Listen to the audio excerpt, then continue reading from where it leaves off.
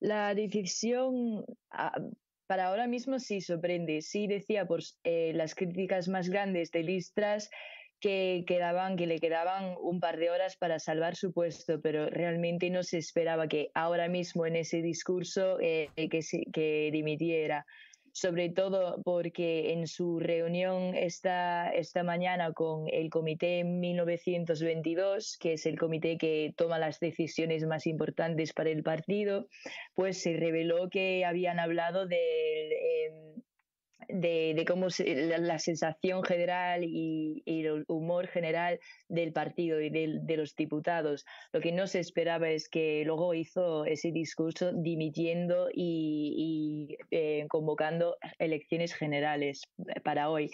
Sí se decía que antes de Navidades ya era muy poco probable que se quedara en el puesto. Había dimitido Suella Braverman el recientemente nombrado ministro de Economía Jeremy Hunt prácticamente anuló casi todo su plan económico. ¿Es la economía la que termina sacando a Liz Truss?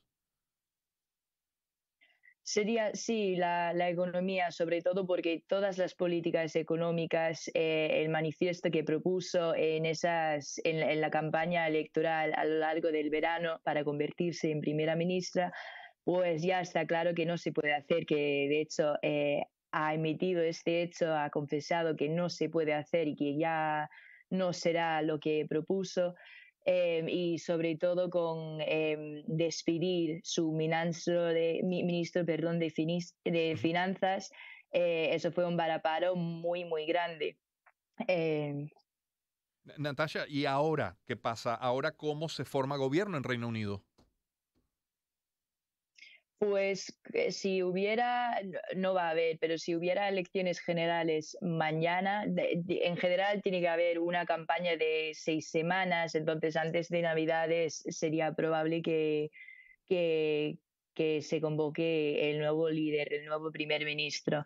Pero si hubiera elecciones generales mañana, sería muy probable que entrara en poder el partido principal de la oposición, que es el Partido Laborista, el principal partido de izquierdas, ya que justo antes de hoy las encuestas decían que ganarían con una mayoría de al menos 30%.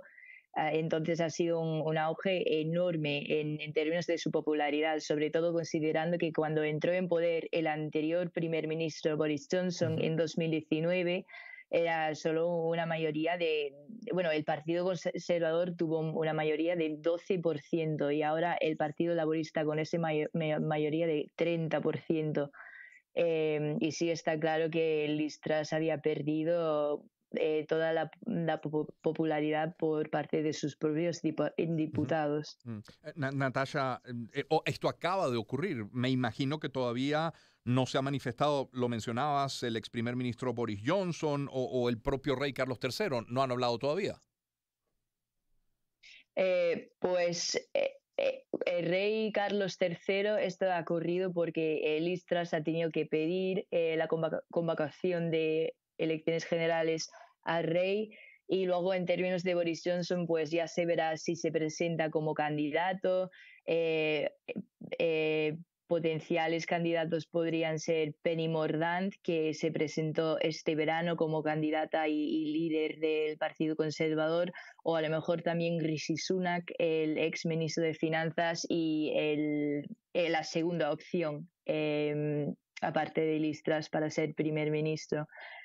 Lo que sí, también ha habido muchas críticas de Liz Truss que decían que a lo mejor prefieren que Boris Johnson vuelva a estar en poder. Pero el problema es si al final dimitió porque ya los diputados ya no querían trabajar para él, ahora qué habrá cambiado? No sé si es tan factible que vuelvan a trabajar para él.